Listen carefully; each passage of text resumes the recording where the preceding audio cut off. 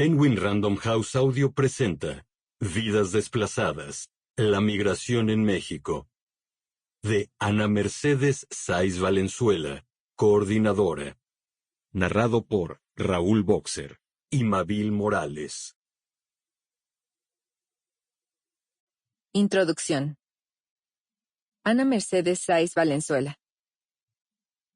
La migración ha estado siempre presente en la evolución y el desarrollo de la humanidad.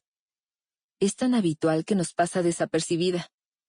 Basta pensar en las migraciones que poblaron al mundo hace 60.000 años desde África, o en las que surgieron por razones coloniales, y en los imperios que se enriquecieron expandiéndose a territorios lejanos como el chino, el griego y el romano.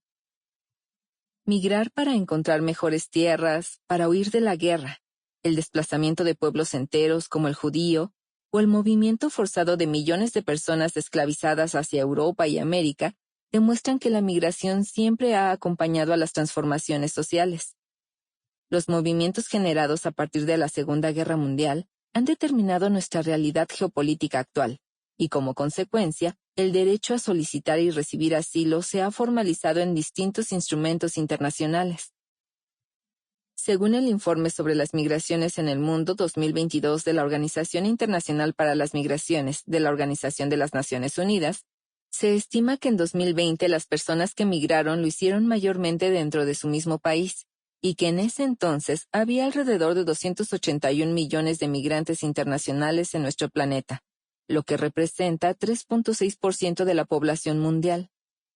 No podemos dejar de considerar los efectos que la pandemia por COVID-19 tuvo en la migración mundial, ya que si bien provocó una disminución en la cantidad de migrantes internacionales con respecto al año anterior, también se dieron importantes desplazamientos forzados por las condiciones políticas, económicas y climáticas, como los acaecidos en Siria, Yemen, la República Democrática del Congo, Venezuela, Afganistán y Haití.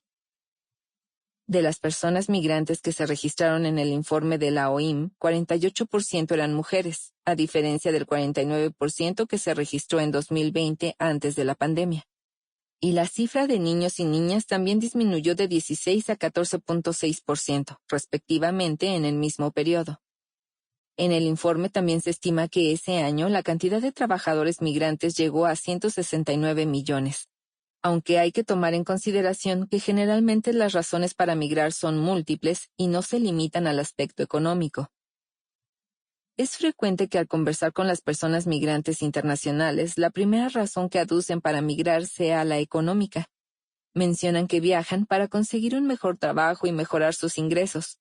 Pero al indagar un poco más, salen a relucir múltiples factores, como la pobreza extrema, la violencia, el cambio climático, un desastre natural, o bien una amenaza a la vida o a la integridad física por un grupo delincuencial, o incluso la falta de acceso a la salud. Justamente con la intención de lograr un gran acuerdo global para enfrentar este reto de manera conjunta, en 2018 se dieron cita en Marruecos representantes de las distintas naciones integrantes de la ONU. Un año antes, Loïs Arbour, quien había sido alta comisionada para los derechos humanos, fue nombrada representante especial para la migración internacional con el encargo de dar seguimiento a los acuerdos logrados apenas 2 años antes en la histórica Declaración de Nueva York para los refugiados y los migrantes.